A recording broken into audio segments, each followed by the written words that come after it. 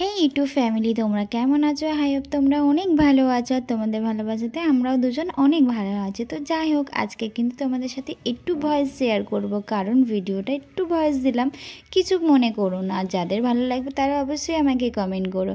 তো যাই হোক, দুজনেই কিন্তু খাওয়া দাওয়া করে আর বেরিয়ে পড়েছি, একদম সোজা কিন্তু কলকাতায় যাচ্ছি। আর তারপরে নদীর ধার থেকে যাওয়াই কিন্তু একটা অন্য রকম ফিলিংস করছি, জাস্ট বলে বোঝাতে পারবো না, আমার তো ব্যাপক লাগছে।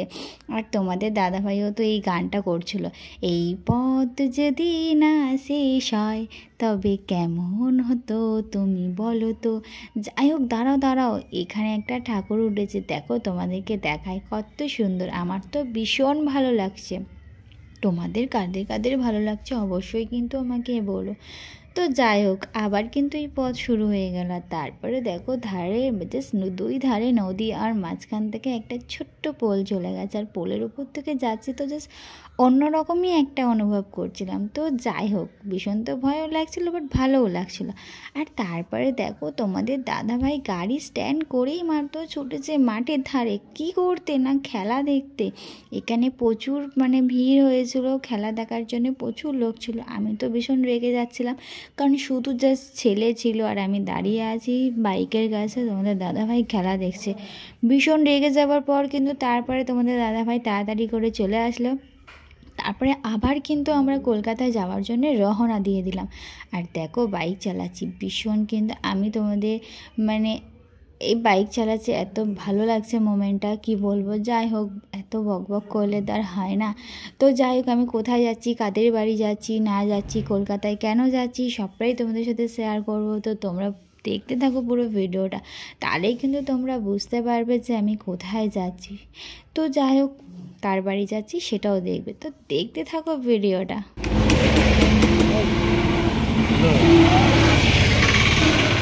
বাইকটা তো খারাপ হয়ে গেছিলো, যাই হোক বাইকটা একটু ঠিক করে নিল, চাকার হাওয়া ছিল না সেটাও দিয়ে দিল। আর তারপরে কিন্তু ভীষণ হয়ে গেছিলাম বলে আমরা দুজন বললাম চলো একটু চায়ে চুমুক দিই, কেমন লাগলো।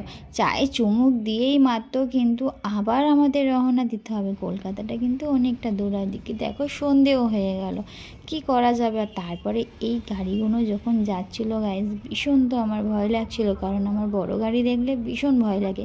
জানি না তোমাদের কেমন কি লাগে, তোমাদের যদি ভয় লাগে অবশ্যই কিন্তু বলো। বকবক করতে করতে কিন্তু সোজা আমি কিন্তু বাড়িতে চলে এসেছি, তারপরে দেখতে থাকো। ফাইনালি গাইস, আমরা বাড়ি পৌঁছে গেছি।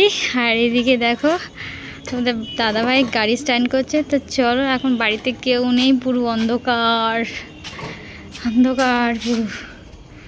তো চলো আগে তালাটা খুলি, তারপর তোমাদের সাথে আবার দেখা হচ্ছে।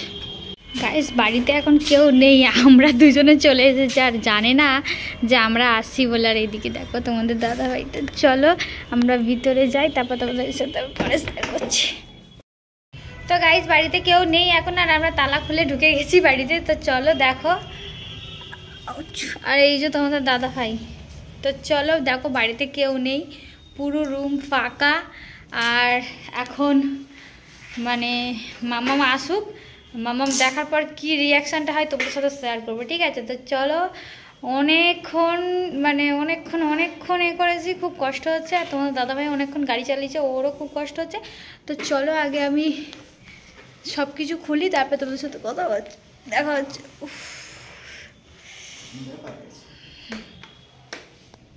মামামের আসতে দেরি হচ্ছিলো বলে তোমাদের দাদাভাই বললো কি না যে চলো একটু ফুচকা খেয়ে আসি। তো আমিও বললাম যে ঠিক আছে, তো চলো একটু ফুচকা খেয়ে আসি। আর ফুচকা খেয়ে এসে দেখি কিনা মা কিন্তু রান্নার জোগাড় করছে। কারণ হচ্ছে আমার মায়ের রিয়াকশানটা কিন্তু অলরেডি তোমরা পাবে না, কারণ হচ্ছে আমার মা বুঝতে পেরে গেছিলো, কারণ আমি তাড়াতাড়ি করে ব্যাগটা ফেলে রেখে দিয়ে চলে গেছিলাম, সাইড ব্যাগটা, তো যার কারণে মা বুঝতে পেরে গেছিলো। তো যাই হোক, কী আর বলবো, তো আমি পুরো ভিডিওটাই কিন্তু ভয়েসে দিলাম। তোমাদের কেমন লেগেছে অবশ্যই কিন্তু আমাকে বলো। তো চলো, ভিডিওটা ভালো লেগে থাকলে লাইক কমেন্ট অ্যান্ড শেয়ার করে দিও। আর তোমরা কিন্তু আমাদের পাশে থেকো। আমার মা কচুরি বানাতে বানাতে কেমন আমার মা যে কচুরি বানিয়েছে সেটা কেমন হয়েছে না হয়েছে সেটাও কিন্তু তোমরা বলো, ঠিক আছে? তারপরে মা কিন্তু এদিকে কচুরিটা তাড়াতাড়ি করে বানাচ্ছে। আমি মাকে তো বলছিলাম মা তাড়াতাড়ি বানাও, আমার তো ভীষণ খিদে পেয়ে গেছে। কচুরি দেখে হচ্ছে তোমার কড়াইশুঁটির কচুরি দেখে তো আমার একদম জিভে জল, আর পেটে একদম চুঁ চুঁ চুঁ চুঁ করে আছে। তো যাই হোক, মা এদিকে কিন্তু তাড়াতাড়ি করে বেলে ফেলে দিল।